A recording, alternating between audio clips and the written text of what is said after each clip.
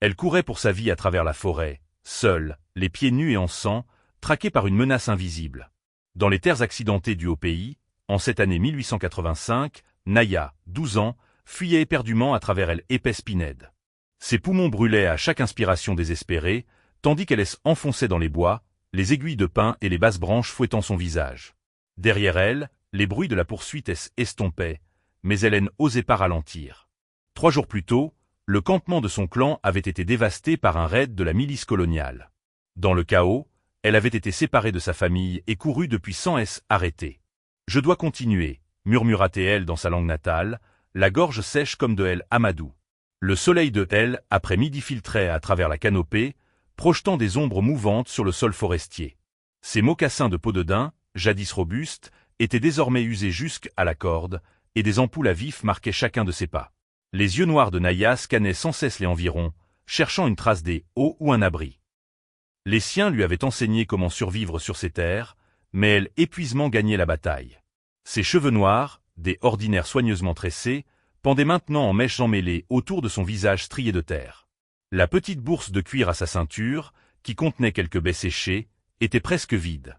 Alors que le soleil commençait à descendre, peignant le ciel de l'ouest de teintes orange et sang, Naya aperçut une petite clairière.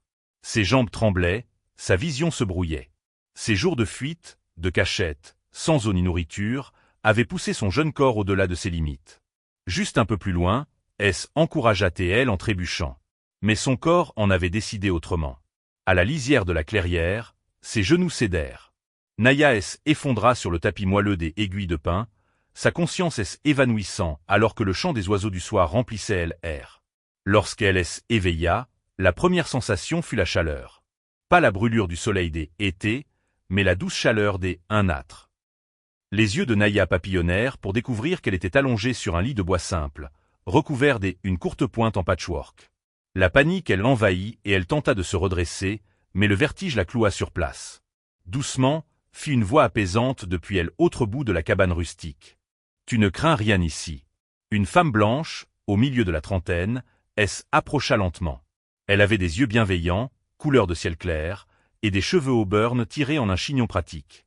Elle portait une robe simple en toile bise avec un tablier noué à la taille. « Je m'appelle Célestine », dit la femme en tendant une tasse des eaux à Naya. « Je t'ai trouvé à la lisière de ma propriété hier soir, effondrée de fatigue. » Naya observa avec suspicion, mais la soif l'emporta. Elle prit la tasse de ses mains tremblantes et but avidement. « Merci », dit-elle dans un français hésitant, une des rares expressions qu'elle connaissait dans la langue des colons. Célestine Sourit. « Je t'ai en prie. Quel est ton nom ?»« Naya », répondit-elle doucement, ses yeux sombres scrutant la cabane à la recherche d'une issue. Était une pièce unique avec une cheminée en pierre, une table en bois flanquée de 2 chaises, des étagères remplies de livres et de bocaux, et le lit où elle était assise. Une porte et 2 fenêtres constituaient les seules sorties. « C'est un très joli nom », dit Célestine en retournant vers une marmite qui mijotait sur le feu. « As to fame ?» Comme pour répondre, l'estomac de Naya gargouilla bruyamment. Malgré sa méfiance, l'odeur du ragoût lui mettait eau à la bouche. « Oui », admit-elle en basculant prudemment ses jambes hors du lit. Elle remarqua que ses pieds avaient été bandés et qu'elle portait une longue chemise de nuit en coton qui n'était pas la sienne. « Tes vêtements sèchent près du feu », expliqua Célestine, voyant la confusion de la jeune fille. Ils étaient trempés de sueur et avaient besoin d'être lavés. « J'espère que la chemise ne te dérange pas. Était la mienne quand j'étais plus jeune. » Naya hocha la tête avec hésitation, essayant de comprendre la bonté de cette étrangère. La milice avait attaqué son peuple sans pitié. Pourtant, cette femme l'avait recueillie et soignée. Célestine versa une louche de ragoût épais dans un bol en bois et le tendit à Naya avec une cuillère et une tranche de pain. « Attention, c'est chaud », prévint-elle. Le ragoût contenait des morceaux de lapin, des pommes de terre, des carottes et des oignons sauvages dans un bouillon riche. Naya mangea lentement au début, puis avec une faim grandissante à mesure que son corps réclamait des forces. « Où est ta famille ?» demanda doucement Célestine lorsque Naya eut presque fini son repas. Les larmes montèrent aux yeux de la jeune fille. Soldats venus. Tout le monde courir. Pas savoir où famille est maintenant. Le visage de Célestine adouci, empreint de compassion et de tristesse. « Je suis tellement désolée, Naya. La façon dont le gouvernement traite ton peuple est honteuse. » Naya leva les yeux, surprise. Elle ne s'attendait pas à de tels mots de la part une femme blanche. Mon mari, Henri, pensait la même chose, poursuivit Célestine, sa voix devenant plus basse. Il croyait qu'il fallait traiter chaque être humain avec dignité et respect. Il est parti il y a 2 ans. La fièvre, elle, a emporté. Alors que la nuit tombait au dehors, la petite cabane assombrie, éclairée seulement par la lueur vacillante du feu et une unique lampe à huile sur la table. Célestine ajouta une bûche dans elle âtre. Tu peux rester ici aussi longtemps que tu en as besoin, proposa-t-elle. Personne ne te fera de mal sous mon toit. Je te le promets. Naya ne comprenait pas tous les mots de Célestine, mais elle reconnut la sincérité dans sa voix. Pour la première fois depuis des jours, elle autorisa à se détendre un peu. Dors maintenant, suggéra Célestine en aidant doucement Naya à se rallonger sous la courte pointe. Nous parlerons davantage demain. Alors que l'épuisement la gagnait à nouveau, la dernière pensée consciente de Naya alla vers sa famille, se demandant s'ils étaient en sécurité, s'ils la cherchaient, et si elle les reverrait un jour. Le doux crépitement du feu la berça vers un sommeil réparateur, tandis que Célestine veillait sur elle, un air de détermination protectrice se peignant sur ses traits. La lumière du matin inondait les fenêtres de la cabane lorsque Naya ouvrit les yeux. Un instant, la désorientation la saisit, jusqu'à ce que les souvenirs de la veille affluent. Elle était dans la cabane de la femme blanche, chez Célestine. L'odeur du pain chaud et du café emplissait le petit espace, et Naya pouvait entendre le cliquetis léger des ustensiles de cuisine. « Bonjour », dit Célestine, remarquant que la jeune fille était réveillée. « Comment te sens-tu aujourd'hui » Naya assis avec précaution. Le vertige de la veille était dissipé, bien que ses muscles fussent encore douloureux de ses jours de course. « Mieux », répondit-elle simplement, la voix encore prudente. Malgré la gentillesse de Célestine, des années de conflit entre son peuple et les colons avaient appris à Naya à rester sur ses gardes. « J'y ai déposé tes vêtements là-bas », fit Célestine en désignant le pied du lit où la robe en peau de daim et les mocassins de Naya reposaient, propres et raccommodés. « Et il y a du petit déjeuner quand tu seras prête. » Naya se changea rapidement pendant que Célestine affairait près de elle âtre, laissant à la jeune fille son intimité. Le contact familier de ses propres vêtements lui apporta du réconfort, bien qu'elle remarquât plusieurs points de couture soignés là où Célestine avait réparé les accrocs. À table, Célestine servit un repas simple, du pain de maïs, du miel et une petite portion de venaison séchée. Elle se servit du café et offrit à Naya une tasse de lait provenant de la petite vache qu'elle gardait. « Ma ferme n'est pas grand-chose », expliqua Célestine pendant qu'elle mangeait. « Mais elle est à moi. Après la mort d'Henri, beaucoup de gens au village pensaient que je devrais vendre et retourner vers elle chez mes sœurs. Mais cette terre, c'était notre rêve. » Naya écoutait en silence, comprenant plus de français qu'elle ne pouvait en parler. Elle regarda autour de la cabane avec un œil nouveau, notant les petites touches qui en faisaient un foyer. Des fleurs sauvages pressées dans un cadre, un cheval de bois sculpté à la main sur le manteau de la cheminée, des livres empilés proprement sur une étagère. « Aujourd'hui, je dois m'occuper du potager et vérifier mes pièges, » poursuivit Célestine. « Tu es la bienvenue pour te reposer ici, mais tu peux aussi venir avec moi si tu te sens capable. »« Je viens », décida Naya en finissant son lait. L'idée de rester enfermée toute la journée dans la cabane ne lui plaisait guère. Dehors, l'air matinal était vif et pur. La propriété de Célestine se composait de la petite cabane, un potager, un poulailler où 6 poules picoraient joyeusement, une étable modeste abritant la vache et une mule, et environ un acre de terre défrichée entouré par la forêt de pins sur 3 côtés. Un petit ruisseau bouillonnait le long de la lisière. « Mon plus proche voisin est à 3 kilomètres par là », indiqua Célestine en pointant ouest. Le village de Saint-Louis est à 8 kilomètres au sud. Nous sommes assez isolés ici, ce qui me convient très bien. Naya hocha la tête, comprenant l'enjeu. L'isolement signifiait la sécurité. Moins de colons pour remarquer une jeune fille indigène. Dans le jardin, Célestine tendit un petit panier à Naya. « Peux-tu aider à récolter quelques haricots et des courges ?» Naya hocha la tête et se mit à l'ouvrage. Ce geste familier lui rappela l'époque où elle aidait sa propre mère dans les cultures du clan, et une vague de nostalgie la submergea.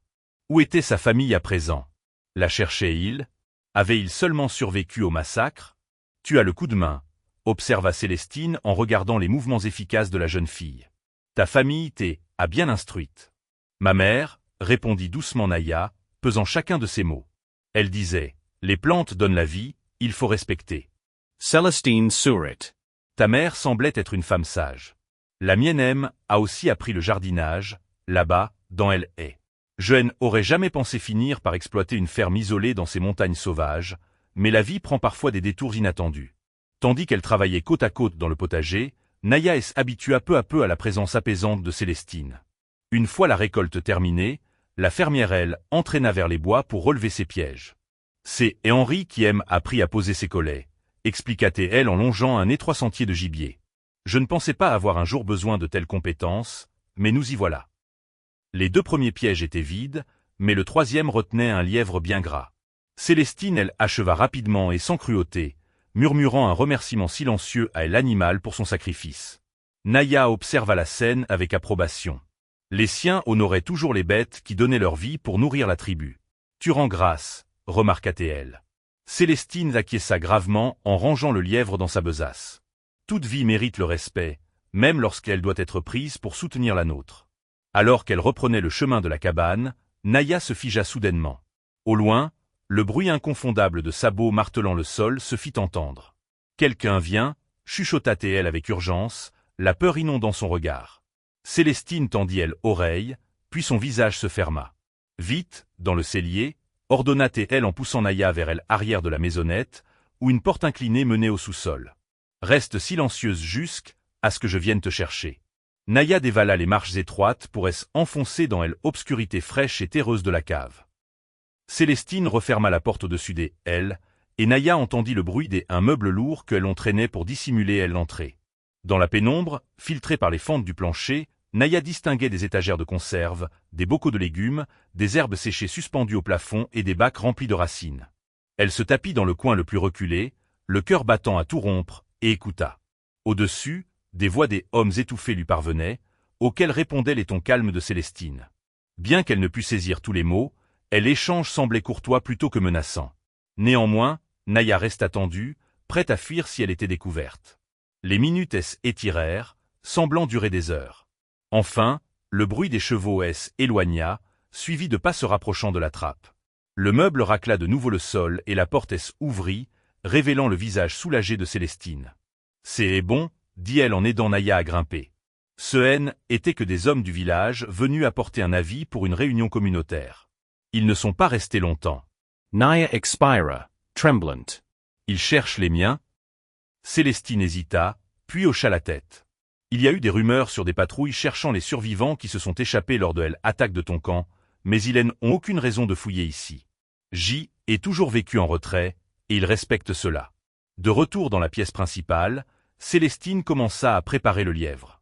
Naya, elle, aida en silence, nettoyant les légumes récoltés plus tôt. Naya, dit Célestine avec précaution alors qu'elle s'affairait. Je dois te poser une question importante. Veux-tu essayer de retrouver ton peuple? Je pourrais t'aider, même si ce serait dangereux. La question frappa Naya de plein fouet.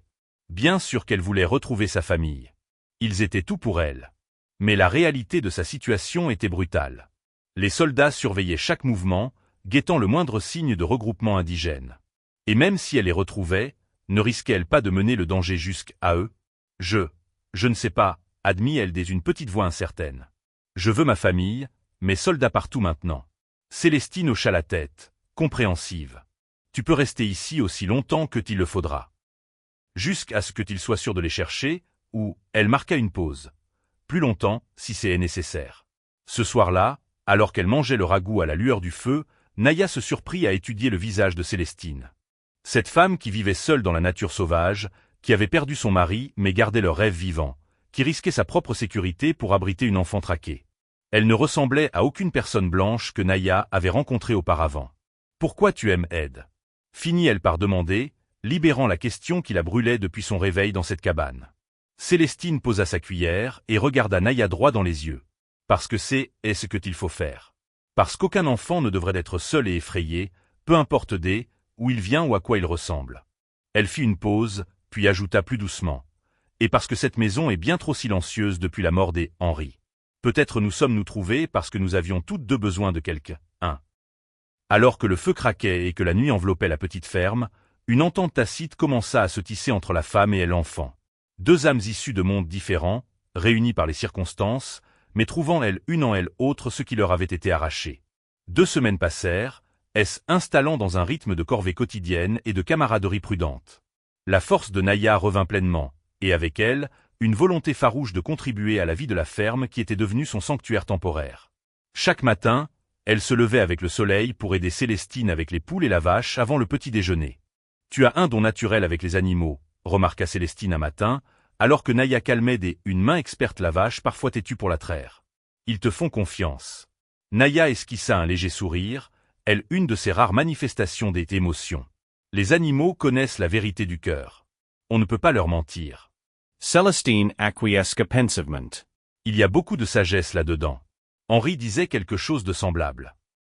Sur le chemin du retour, portant un seau de lait frais, Naya pratiquait son français, qui s'améliorait de jour en jour grâce à leur conversation constante. Célestine était une enseignante patiente, ne corrigeant jamais durement, mais modulant doucement la prononciation et la grammaire. Célestine, commença Naya avec hésitation pendant qu'elle préparait le repas. Apprends-moi à lire.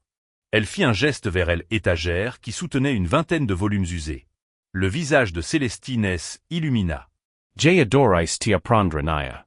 La lecture ouvre des mondes entiers. Cet après-midi-là, une fois le travail au jardin terminé, elles installèrent à la table avec elle un des livres les plus simples, un recueil de fables illustrées. Célestine guida Naya à travers l'alphabet, traçant chaque lettre avec soin sur une ardoise et la prononçant distinctement. Naya se concentrait intensément. Ses yeux sombres se plissaient sous l'effort alors qu'elle suivait chaque courbe du doigt avant de tenter de la reproduire elle-même. Au moment où le soleil commençait à décliner, elle reconnaissait et écrivait déjà la plupart des lettres. « Tu apprends plus vite qu'aucun élève que j'y ai jamais eu », dit Célestine avec admiration. Avant d'épouser Henri et de partir vers l'ouest, elle avait brièvement travaillé comme institutrice. « J'y avais un bon professeur avant », répondit Naya. Une vieille femme de la tribu, Colombe Blanche. Elle a appris beaucoup de choses. Elle disait, le savoir est comme le feu, il peut réchauffer ta vie ou la réduire en cendres. Tout dépend de comment tu l'utilises. Colombe Blanche a l'air très sage, dit Célestine en remuant les haricots pour le souper. J'aurais aimé la rencontrer. Une ombre passa sur le visage de Naya. Peut-être qu'elle ne put finir sa phrase. La possibilité que Colombe Blanche et les autres aient pas survécu au raid était trop douloureuse à formuler. Célestine tendit la main à travers la table et pressa doucement celle de Naya. Nous ne savons pas ce qui est arrivé au tien, mais ton peuple est fort et plein de ressources. Ils survivent sur ces terres depuis des générations.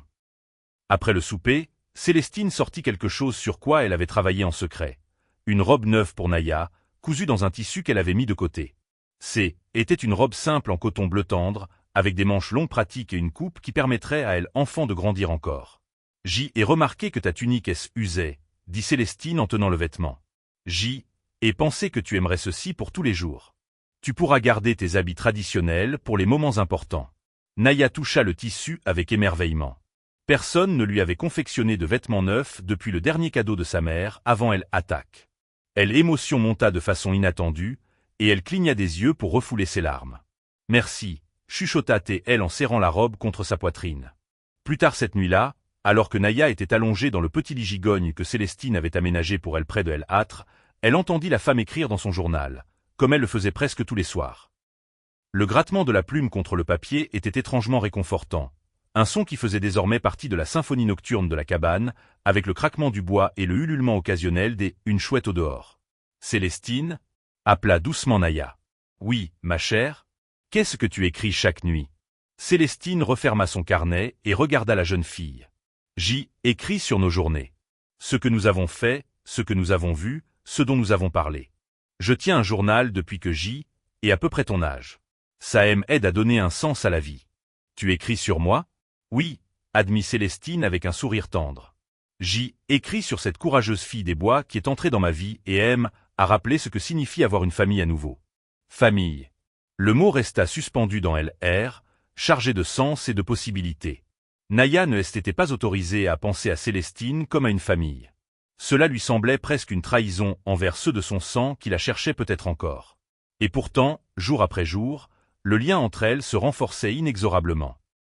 Le lendemain matin apporta la pluie, une averse douce et persistante qui rendait impossible tout travail extérieur. À la place, elles se concentrèrent sur les tâches intérieures. Célestine montra à Naya comment conserver certains des légumes qu'elles avaient récoltés, en les mettant en bocal avec du sel ou du vinaigre. Cela nous nourrira durant l'hiver, expliqua Célestine en travaillant à ses côtés. L'hiver est froid ici? Demanda Naya en tassant soigneusement des carottes dans un bocal. Pas comme dans mais assez froid. Nous avons de la neige, surtout ici en altitude. Les nuits peuvent être glaciales. Naya hocha la tête, pensive. Son peuple migrait avec les saisons, suivant le gibier et le beau temps. Cette notion de rester au même endroit toute l'année, de se préparer pour les temps rudes à venir, était différente, mais elle possédait sa propre sagesse. Alors que la pluie persistait tout au long de l'après-midi, elles reprirent les leçons de lecture. Les progrès de Naya étaient remarquables. Elle maîtrisait déjà l'alphabet et commençait à déchiffrer des mots simples. « Tu es une érudite née », la félicita Célestine alors que Naya lisait correctement une courte phrase du recueil de fables. Des coups violents et soudains contre la porte les firent sursauter toutes les deux. Les yeux de Célestine agrandirent des alarmes. Elle recevait rarement des visiteurs, et jamais par un temps pareil. Vite, chuchota-t-elle à Naya, dans le cellier. Mais avant que la jeune fille ne puisse bouger, la porte ouvrit à la volée. 2 hommes en uniforme de la milice, trempés jusqu'aux os, se tenaient sur le seuil, elles au ruisselant de leurs chapeaux et de leurs manteaux. « Madame, » dit le plus grand en ôtant son couvre-chef. Navré de cette intrusion. Lieutenant Mercier et sergent Dupuis. Nous recherchons des fugitifs indigènes de la bande qui est dispersée il y a 2 semaines. Célestine se dressa de manière protectrice devant Naya, le visage composé, bien que ses mains tremblassent imperceptiblement. Comme vous pouvez le voir, messieurs, il n'y a que moi et ma fille ici. Naya se figea au mot fille, mais garda les yeux baissés comme Célestine lui avait urgemment fait signe de le faire. Le lieutenant Mercier plissa les yeux en détaillant l'apparence de Naya, ses cheveux des ébènes et son teint mat, qui tranchaient nettement avec les traits clairs de Célestine. « Votre fille » questionna-t-il avec scepticisme. « Oui » répondit fermement Célestine. « Elle, enfant de mon mari, issue de son premier mariage. Il a travaillé comme éclaireur avec les tribus du Sud avant notre rencontre. À la mort de sa première femme, il a ramené Émilie ici pour vivre avec nous. Après son décès, nous sommes restés seuls toutes les deux. » Le lieutenant étudia Naya un long moment. « Elle ne vous ressemble pas. Sa mère était une femme du pays, » coupa Célestine avec fluidité. « Maintenant, y a-t-il quelque chose de précis dont vous avez besoin, lieutenant ?» Nous étions au milieu de nos leçons. Le sergent, un homme plus jeune au regard bienveillant, toucha le bras de son supérieur. « Chef, nous devrions poursuivre notre patrouille.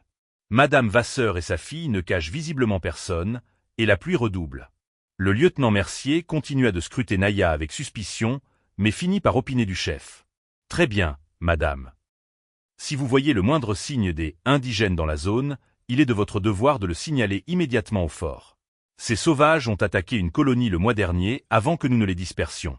Ils sont dangereux. » Les poings de Naya se serrèrent le long de son corps, mais elle maintint son regard fixé au sol, sentant la présence avertie de Célestine à ses côtés. « Bien entendu, lieutenant, » répondit froidement Célestine. « Bonne journée à vous deux. » Après le départ des soldats, Célestine verrouilla rapidement la porte et appuya contre le battant, le visage pâle sous le coup de la tension. « Ils vous ont cru » demanda Naya, incrédule. « Je ne sais pas, » admit Célestine. Mais Hélène avait aucune preuve du contraire, et ils avaient hâte d'échapper à cette pluie.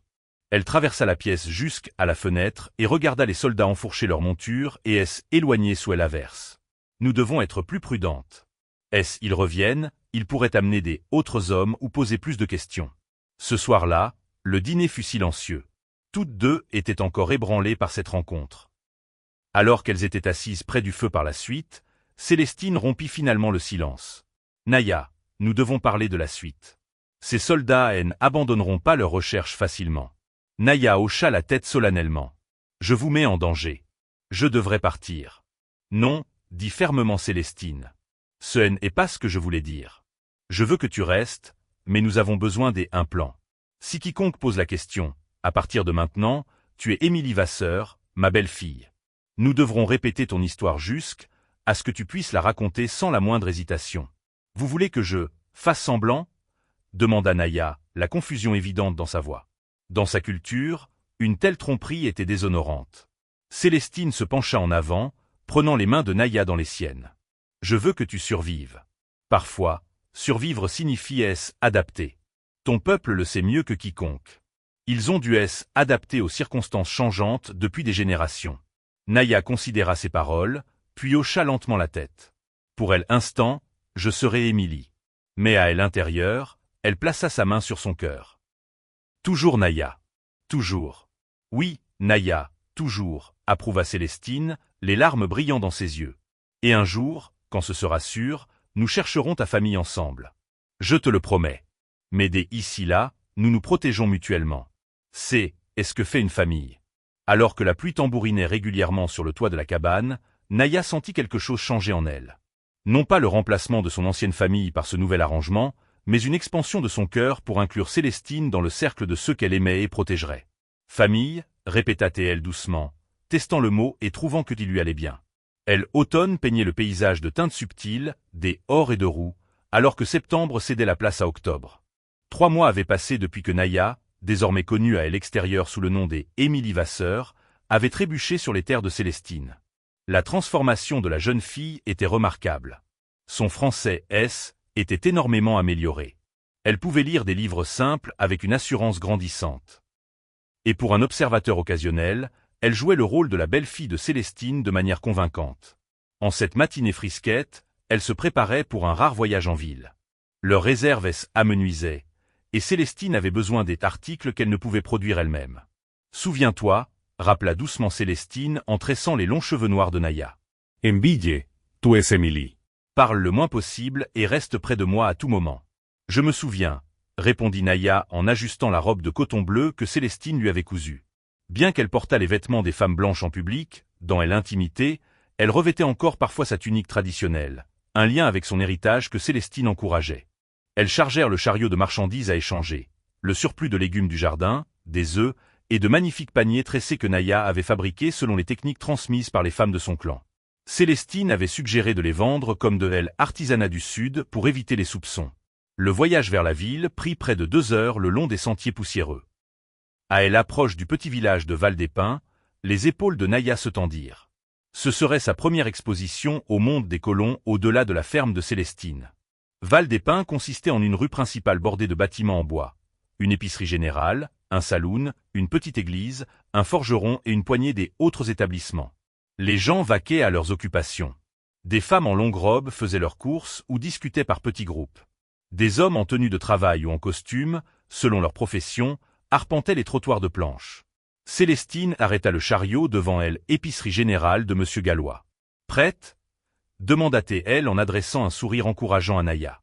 Naya hocha la tête, bien que son cœur emballa des appréhensions. À l'intérieur du magasin, le propriétaire accueillit Célestine chaleureusement. « Madame Vasseur, on ne vous a pas vue en ville depuis un bail. Comment se porte la ferme ?»« Tout va bien, Monsieur Gallois, merci, » répondit plaisamment Célestine. « Nous avons eu une bonne récolte cette année. » Les yeux curieux de Monsieur Gallois se posèrent sur Naya. « Et qui peut bien être cette jeune demoiselle ? »« Voici Émilie, ma belle-fille, » expliqua Célestine, répétant l'histoire qu'elles avaient répétée. Elle vivait avec de la famille dont elle mais elle est venue s'installer avec moi de façon permanente. « Eh bien, bienvenue à Val-des-Pins, jeune demoiselle, » dit Monsieur Gallois avec un signe de tête amical. Naya fit une petite révérence comme Célestine le lui avait enseigné. « Merci, monsieur, » répondit-elle doucement, veillant à maintenir la prononciation précise que Célestine avait exercée avec elle. Tandis qu'elle rassemblait leurs provisions, farine, sucre, café, sel, tissu, munitions pour le fusil de Célestine, Naya remarqua à quel point Célestine interagissait différemment avec les gens de la ville par rapport à leurs relations aisées à la maison. Ici, Célestine maintenait une attitude polie mais distante, engageant dans un minimum de conversation et détournant les questions personnelles. Pendant que Célestine négociait échange de leurs marchandises, Naya éloigna vers la vitrine, regardant la ville au dehors. De tel autre côté de la rue, elle se figea à la vue des uniformes bleus. 2 soldats faisaient boire leurs chevaux à abreuvoir. Avec un sursaut, elle reconnut un des le lieutenant Mercier, qui avait visité leur cabane des mois plus tôt. Célestine, chuchota-t-elle avec urgence, oubliant d'utiliser le mot « mère », comme elle avait pratiqué. Célestine la rejoignit rapidement à la fenêtre, se tendant lorsqu'elle aperçut les soldats. « Tout va bien, » murmura-t-elle. « Ils n'ont aucune raison de soupçonner quoi que ce soit. Nous finissons nos affaires et nous partons discrètement. » Elle achevait juste leur transaction lorsque la cloche au-dessus de la porte du magasin tinta. Le lieutenant Mercier entra, suivi un autre soldat que Naya ne reconnaissait pas. « Le bonjour, Gallois, » dit Mercier, avant de arrêter net en voyant Célestine. « Et Madame Vasseur, n'est-ce pas ?» Célestine se tourna calmement, bien que Naya pût sentir sa tension. « Oui, lieutenant. Ravi de vous revoir. » Les yeux de Mercier se posèrent sur Naya avec une intensité inconfortable. « Et votre fille, Émilie ?» « Nous finissions juste nos courses, » répondit Célestine en posant une main protectrice sur l'épaule de Naya. « Qu'est-ce qui amène ces dames en ville aujourd'hui » demanda Mercier, le ton conversationnel, mais le regard perspicace. « Des provisions pour l'hiver, » répondit Célestine une voix égale. « Il sera là avant qu'on ait en rende compte. » Mercier hocha la tête lentement. « En effet. Dites-moi, Madame Vasseur, avez-vous eu des problèmes avec les indigènes ces derniers temps ? Il y a des rapports signalant des mouvements dans la région à nouveau. » Naya garda les yeux baissés, luttant pour contrôler sa respiration. « Aucun, » répondit Célestine. « Tout a été très paisible de notre côté. » Ravi de l'entendre, dit Mercier, bien que son expression suggérât qu'il n'était pas entièrement convaincu. Le gouverneur a autorisé des patrouilles renforcées après ce qui est passé à Ruisseau-au-Saule la semaine dernière. « Ruisseau-au-Saule » demanda Célestine, incapable de masquer son inquiétude. « Oui, madame. Un petit groupe de pillards a attaqué un ranch là-bas. Ils ont volé des chevaux et des vivres. » Mercier observait attentivement le visage de Naya pendant qu'il parlait. La chose étrange, c'est qu'ils n'ont fait aucun mal aux colons. Ils ont juste pris ce dont ils avaient besoin et ont laissé un paquet des herbes derrière eux, presque comme un paiement. Le cœur de Naya bondit dans sa poitrine. Cela ressemblait à son peuple, prendre le nécessaire pour survivre, mais adhérer à leur propre code des honneurs. Se pourrait-il que sa famille soit encore dans la zone, encore libre? Intéressant, commenta Célestine un ton neutre. Eh bien, nous devrions nous mettre en route. Nous avons un long trajet de retour. Alors qu'elle chargeait leurs provisions dans le chariot, Naya pouvait sentir le regard du lieutenant Mercier peser sur elle depuis l'embrasure de la porte. Aucune des deux ne parla jusqu'à ce qu'elle soit bien en dehors de la ville, le village disparaissant derrière elle alors qu'elle pénétrait dans la forêt de pins. « Penses-tu que cela pourrait être les tiens » demanda finalement Célestine, exprimant la question qui flottait entre elles. « Oui, » répondit Naya, elle d'espoir colorant sa voix pour la première fois depuis des mois. « Les herbes, c'est notre manière. Prendre seulement ce qui est nécessaire. Laisser des remèdes en retour. Montrer le respect. » Célestine acquiesça pensivement, guidant le chariot autour un virage du sentier. Ruisseau-au-Saule est à environ 30 km à ouest de chez nous. Si ton peuple est dans cette zone, ils essaient peut-être de rejoindre les montagnes avant l'hiver. Elles roulèrent dans un silence contemplatif sur plusieurs kilomètres, chacune perdue dans ses propres pensées. Les implications de cette nouvelle étaient considérables. La famille de Naya était peut-être en vie et relativement proche, mais le renforcement des patrouilles militaires signifiait un danger accru pour tout le monde. Alors qu'elles étaient à mi-chemin du retour, Célestine tira soudainement sur les rênes pour arrêter l'attelage. Son corps se raidit alors qu'elle scrutait l'horizon. « Que y a-t-il » demanda Naya en suivant son regard. « Des cavaliers qui viennent vers nous, » dit Célestine calmement. « Couche-toi à arrière et couvre-toi avec cette couverture, vite. » Naya glissa du siège vers le plateau du chariot, tirant une couverture de laine rêche par-dessus elle et allongeant immobile parmi les provisions. À travers une petite fente, elle vit approcher 3 cavaliers. Son cœur se serra lorsqu'elle reconnut les uniformes. Le lieutenant Mercier et 2 autres soldats. « Madame Vasseur, appela Mercier en approchant. » Une rencontre bien fortuite, si peu de temps après la dernière. « En effet, lieutenant, » répondit Célestine, la voix assurée malgré les circonstances. « Y a-t-il un problème » Mercier fit tourner son cheval autour du chariot, ses yeux scannant le contenu. « Juste une patrouille de routine, madame. Où est votre fille » Joël est envoyé devant à pied lorsque nous avons aperçu un buisson de mûres sauvages juste à l'écart du sentier, improvisa Célestine avec fluidité. Elle est très gourmande. Je lui ai dit que je la rattraperais après avoir laissé souffler la mule quelques minutes. Mercier hocha la tête, bien que la suspicion restât évidente sur son visage. Cela vous dérange si nous jetons un œil dans votre chariot, madame? Juste une formalité. Nous contrôlons tous les voyageurs de la zone. Je vous en prie, répondit Célestine, bien que Naya pût entendre le léger tremblement dans sa voix. Un des soldats mit pied à terre et commença à déplacer nonchalamment les objets dans la carriole. Naya retint son souffle, allongé parfaitement immobile sous la couverture, alors que des bottes lourdes se déplaçaient à quelques centimètres de sa tête. « Que y a-t-il là-dessous » demanda le soldat, sa main avançant vers le bord de la couverture. « Juste des courtes pointes supplémentaires et des vêtements d'hiver, » répondit Célestine avec précipitation. « Je me prépare pour les mois froids. » La main du soldat marqua une pause, puis se retira lorsque le lieutenant Mercier intervint. « Ça suffit, Collins. On perd la lumière du jour. À vos ordres, chef, répondit le soldat en remontant en selle.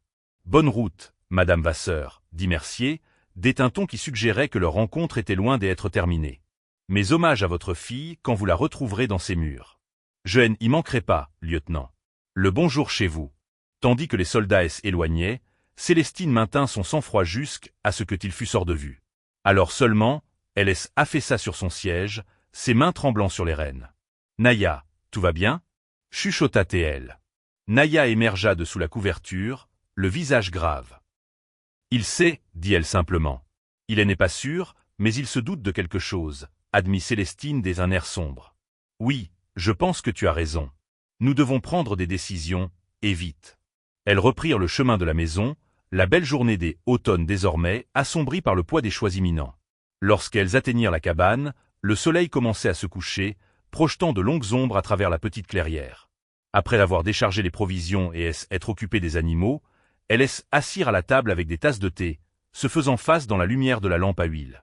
Si les tiens sont près de Ruisseau au Saule, commença Célestine avec précaution, nous pourrions essayer de les trouver. Ce sera dangereux. Elle, armée, surveille cette zone de près maintenant. Mais c'est, et peut-être ta meilleure chance de retrouver ta famille. Naya étudia la vapeur qui élevait de sa tasse, des émotions conflictuelles jouant sur son jeune visage. Mais vous? Il vous attrape à aider une indigène. Célestine tendit la main à travers la table et saisit celle de Naya. Certaines choses valent le risque, ma chère. Et et promis que je t'aiderai à retrouver ta famille quand le moment serait venu. Les larmes montèrent aux yeux de Naya. Vous êtes ma famille aussi, maintenant. La déclaration, simple, resta suspendue dans l'air entre elles, puissante de vérité. Au fil de ces mois, elles étaient effectivement devenues une famille, non par le sang, mais par choix, par les expériences partagées, par les actes quotidiens de soins et de protection qu'elles étaient témoignées une à l'autre. Oui, acquiesça doucement Célestine, les yeux brillants. Nous sommes une famille, et c'est pour cela que je veux ce qu'il y a de mieux pour toi. Ton peuple, ton héritage, ta vraie famille, ils font partie de qui tu es. Je ne voudrais jamais te priver d'eux. Cette nuit-là, alors qu'elles se préparaient à dormir, leur décision se cristallisa. Elles partiraient dans 2 jours, voyageant vers l'ouest, vers Ruisseau au Saule, pour chercher des signes de la tribu de Naya. Si elle les trouvait, Célestine aiderait Naya à rejoindre les siens. Sinon, elle retournerait à la ferme et affronterait ensemble ce qui viendrait ensuite.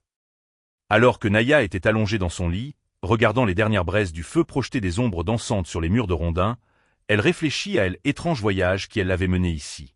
D'une enfant effrayée, épuisée, effondrée à aurait un bois, à une jeune fille devant qui ouvrait désormais 2 mondes. Célestine? Appela-t-elle doucement dans l'obscurité. Oui, Naya, peu importe ce qui arrive, merci pour tout. Dans la pénombre, elle devina le sourire de Célestine. Non, Naya, merci à toi. Merci de avoir montré que la famille peut se trouver dans les endroits les plus inattendus. Maintenant, dors. Nous avons beaucoup à préparer demain. Tandis que le sommeil la gagnait, les dernières pensées de Naya n'étaient pas pour la peur ou l'incertitude, mais pour la gratitude envers cette femme qui lui avait sauvé la vie et ouvert son cœur, pour l'espoir de retrouver son peuple, et pour la certitude que, quel que soit le chemin qui étendait devant elle affronterait plus forte grâce aux liens indéfectibles qu'elle avait tissés dans cette petite cabane perdue au milieu des terres sauvages.